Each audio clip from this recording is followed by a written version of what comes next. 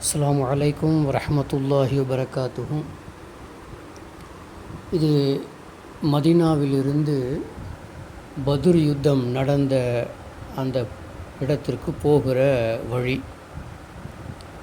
இரண்டு மருங்கிலுமே பாருங்கள், ரெண்டு பகுதியிலும் ரோட்டினுடைய சாலையினுடைய ரெண்டு பகுதியிலேயும் பார்த்தோம்னு சொன்னால் தொடர்ந்து மலை குன்றுகள் அப்படியே வரிசையாக வந்து கொண்டே இருக்கும்.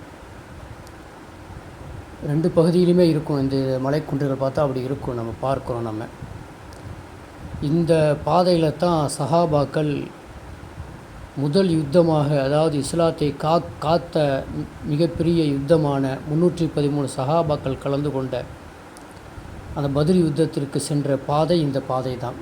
இது வழியாக தான் என்ன பண்ணியிருக்காங்கன்னு சொன்னால், அந்த பத்ர் யுத்தத்தை நடந்த களத்திற்கு போய் சேர்ந்துருக்கிறாங்க. அந்த பத்ர் களம் என்பது அவ்வளவு சாதாரணமானதல்ல. இவ்வளவு சிரமங்களுக்கு மத்தியில் தான் இந்த மலைக்குன்றுகளை கடந்து தான் சஹாபாக்கள் அங்கே போய் அந்த வெற்றியை ஈட்டி தந்ததின் அடிப்படையில் தான் இன்றைக்கி நாமெல்லாம் முஸ்லீம்களாக இருக்கிறோம்.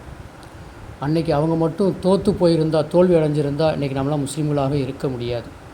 அவ்வளோ பெரிய கரடுமுரடான பாதையில் கடந்து போய் நமக்கு ஒரு வெற்றியை தந்து இஸ்லாத்தை, ஈமானை நமக்கு கொடுத்துருக்கிறாங்க.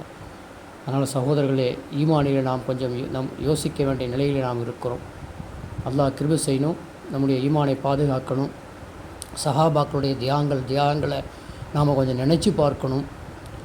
பெருமானா ஸல்லல்லாஹு அலைஹி வஸல்லம் தியாகத்தை நாம் கொஞ்சம் நினச்சி பார்க்க வேண்டும். இன்றைக்கி அல்லாஹ் இலகுவாக எல்லாத்தையும் நமக்கு கொடுக்குறான். ஆனால் அன்றைக்கி சஹாபாக்கள் மிக கடுமையான முயற்சிகளுக்கு பின் தான் அவங்க ஈமானையே பாதுகாத்திருக்காங்க. அப்படிங்கிறது நாம் இந்த கரடுமுரடான பாதையை பார்க்கும்போது நம்ம விளங்கிக் கொள்ள முடிகிறது. அல்லாஹ் கிருபை செய்வானாக. ஆமீன்.